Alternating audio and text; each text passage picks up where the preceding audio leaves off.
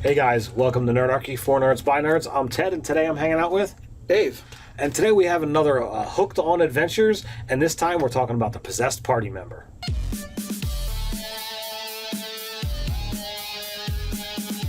Jump down in the description below where you can learn how to game with Nerdarchy as well as get weekly tips from Nerdarchy, the newsletter. All right, so here's an idea for an adventure hook, and this is one that I've got that's kind of lined up for when you have a player at your table that's not going to be able to make it, and you still want a game. You got that one player down. What do? You're out in the wilderness. Well, here's an idea. Now, if you want to use this idea and everyone's going to show up at the table, there are other options. But the idea is, while you're setting camp, some kind of weird thing happens, and you really aren't able to figure out what it was until you guys begin traveling again, and that person or that player that's not at the table starts doing things that's out of sorts, out of character for them. Backtracking a little bit, if you will, what kind of weird things happen? You can do any kind of thing that you want. You can have like weird sounds, weird sights. They could have definitely a will-o-wisp. Gonna be a will-o-wisp. You could have just that general uneasy feeling, something that's just out of sorts, but you're not able to pin down exactly what happens. You as the DM know your players, so whatever you think is gonna best fit their queasy factor, or whatever you're best able to throw out there, you can use. So when you say something, you're some kind of like spooky phenomenon. Some kind of spooky phenomenon, something that's going to give them cause later on to be like, well, could this be related back to that weird unexplained thing that happened the other night? I just wanted to clarify. Yeah, absolutely. Running the game, so they're like a weird thing. Okay, a naked elf streaks through your camp. I don't know. Then two guys in striped shirts chase them. So not that kind of weird. Not that kind of weird. Gotcha. So some spooky, unexplainable phenomenon. And what winds up happening is that player is then possessed. He's taken over by some strange creature. The Demigorgon? It could be the Demigorgon if you really want to go that far. And the idea is the party will continue on its mission, its quest, its travels, whatever it is that they were planning to do. They're going to get sidetracked when Bob the Barbarian starts talking about wanting to go pet the sheep, or I don't need this axe anymore. I'm just gonna drop it off to the wayside. Well, make sure you don't do anything that's gonna change that person's equipment or character. Cut off my arm here. But you're gonna want to do things that are odd or crazy for that character. And I would start off small. And ramp it up over days of travel so that it gives the players a sense of, okay, this isn't really right, and the more perceptive of your party is going to pick up on it sooner.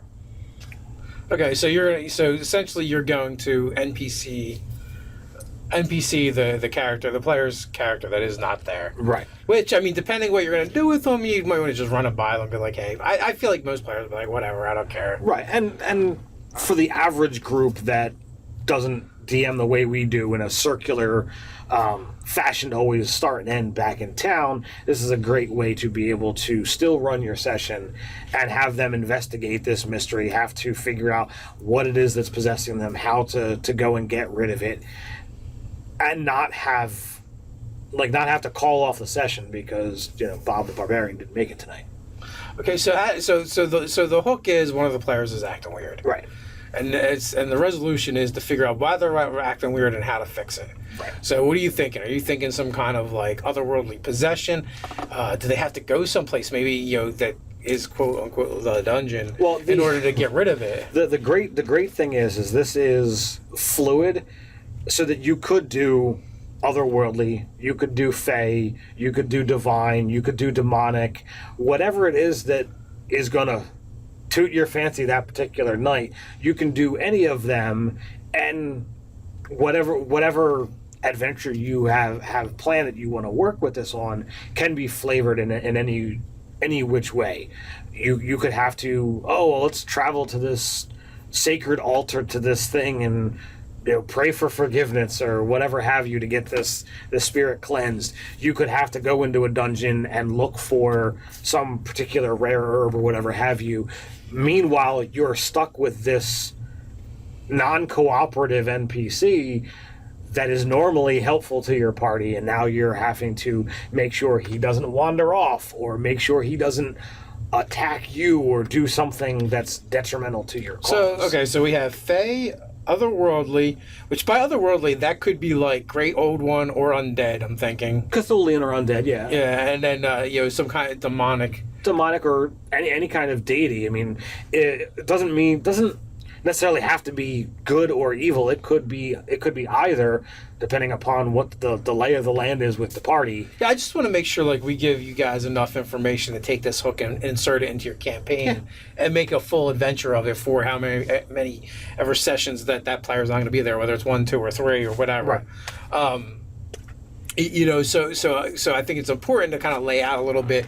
Like if it's Fae, maybe that means you have to take that person and you have to actually enter a Fae court where you're going to have to basically either overcome challenges or go on a quest or basically win back your companion from an archfey. Right. Basically, this is a being so powerful. This would be a creature that a warlock would make a pact with. So you're not just going to beat on them and say, "Let Bob the Barbarian go." So questing could work. I mean, it could be very well a quest just to get to where that person or that creature is going to be. You might have to enter into some kind of ritual combat where only certain weapons or certain magics are allowed. Or did you say contest? I hadn't gotten there yet, but that was going to be the next thing. You could have some kind of contest against other Fae that's their specialty. Now, know what would be really great for this? If there happens to be a warlock in your party. Doesn't matter if it's the player that's there or not. Right.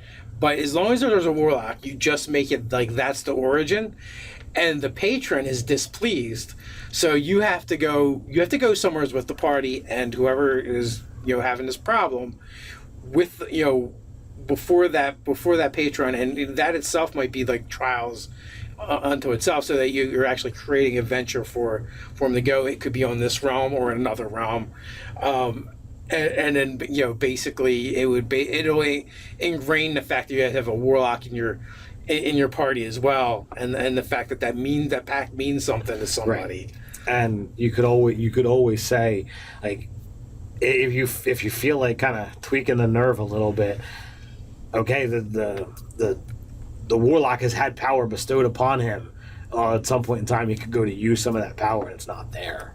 You could, but it's slightly dickish. I always say to use this kind of stuff sparingly, but there's times that DMs do like to kind of pull that dickish move. See, like that's actually better in a game more like Cypher System or Fate, where you can kind of reward them for or even Mutants and Masterminds, where you throw them a reward for screwing them. Well, I mean, you can throw something in there later. I guess you could be like, here's inspiration. Like there are other types of things that you could offer up. If you're going to be doing this kind of stuff on a irregular basis, you could be offering that person, okay, well, I'm going to give you an extra invocation, or some kind of I'll restore a spell slot every time I do this type of thing, just so that there is some kind of balance. Right. I think it's interesting that when you have powers like that, they are going to be fickle. So there's going to be times... Yeah, and it's not even that I disagree with you as far as, like, the story and how it works, but it just sucks because, like, the fighter always gets to fight. Yeah. And other classes, get to do their thing, and they never have to worry about just because somebody decided. Warlocks and divine people, they do have that situation where at any moment they really could have things, pulled back. It's true, but it's not like they're any better for it. It's just that's why I'm saying you can offer up something either mechanically or RP that's going to be a balancing factor for that. Very good, So. very good. So that pretty much sums it up. Basically, you have a player, he's out for the session. You have something weird happen to their character. The DM takes over and does the RPing. Nothing permanent or bad. Just some funny stories maybe to tell the player when he comes back to the game. And basically, we're thinking Fae, otherworldly, undead, or demonic. Influence of some sort, which requires a small mini quest, trials, combat, role playing, visiting someplace. If there's a warlock involved, even better. Absolutely. You can mix it all up with the warlock's patron. And I will throw out there that again, if you really like this idea, but all of your party is there, you could use it on a traveling NPC, or you could use it on a familiar or animal companion in the party, and then it gets even weirder when all of a sudden a creature that doesn't normally talk starts talking. That'll be an obvious sign. Or a random, like you said, a random NPC that we travel with, or a random one just shows up acting weird. You don't know that they're acting weird. Right. But it's better. It's better if it's someone that they've interacted with regularly, so that they see, okay, well, this is not the norm for this person creature thing. Gotcha. So what do you guys think? Do you like this? Do you like this hook? Would you use it in your game? Put your comments down below. While you're at it, like, share, even subscribe. Check out some funny memes over on Facebook. So until next time, stay nerdy.